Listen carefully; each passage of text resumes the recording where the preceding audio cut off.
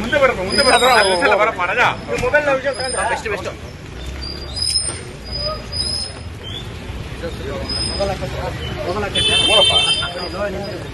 Best stop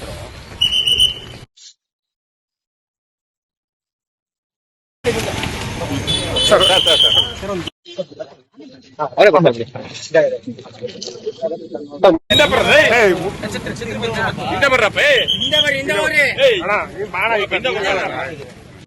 ಏನ್ ನೋಡು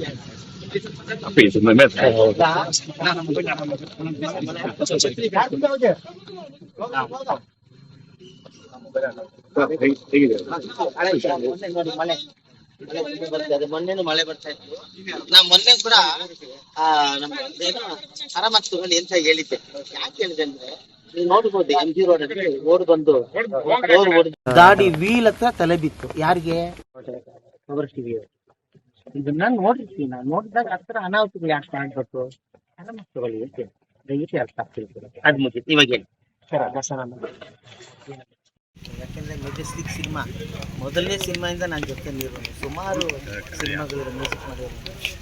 ತುಂಬ ಆತ್ಮೀಯತೆಯಿಂದ ದರ್ಶನ್ ಏನು ಅಂತ ಚೆನ್ನಾಗಿ ಗೊತ್ತು. ಒಬ್ಬ ಬ್ರದರ್ ಆಗಿ ನನ್ನ ಬಗ್ಗೆ ಗೊತ್ತು. ಸರ್ ಆರೋಗ್ಯ ಏನೋ ಜ್ವರ ಬಂದಿತ್ತು ಅಂತೇಳಿ ಹೇಳಿದ್ರು. ಎಲ್ಲ ಇಲ್ಲಿ ಒಳಗಡೆ ತುಂಬ ಡಾಕ್ಟರ್ ಗೀತಗಳು ಇರುತ್ತೆ. ನಾವು ಅಂದ್ಕೊಂಡಷ್ಟು ಏನೇನೋ ಇರೋದಿಲ್ಲ.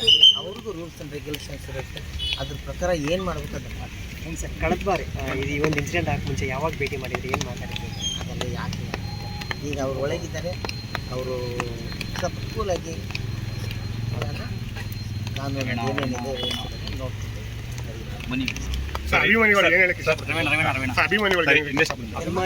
ಅಭಿಮಾನಿಗಳು ಸಮಾಧಾನವಾಗಿರ್ಬೇಕು.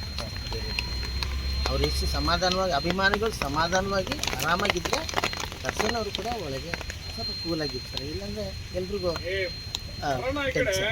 ಆಗದ್ ಬೇಡ. ಅಭಿಮಾನಿಗಳು ಆರಾಮಾಗಿರಿ. ದರ್ಶನ್ ಅವರು ಆರಾಮಾಗಿದ್ದಾರೆ.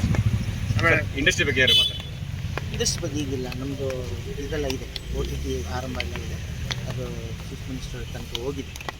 ಈ ಆಗಸ್ಟ್ 15 ಒಳಗೆ ಏನಾದರೂ ಒಂದು ಬರಬೇಕು ನಮ್ಮ ಸಿನಿಮಾ ಇಂಡಸ್ಟ್ರಿಗೆ ಅಂತ ನನ್ನ ಆಸೆ.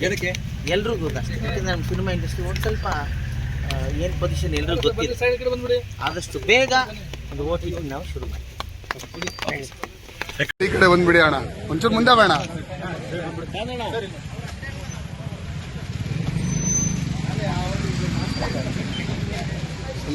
ಎಲ್ಲ ಮುಗಿತು.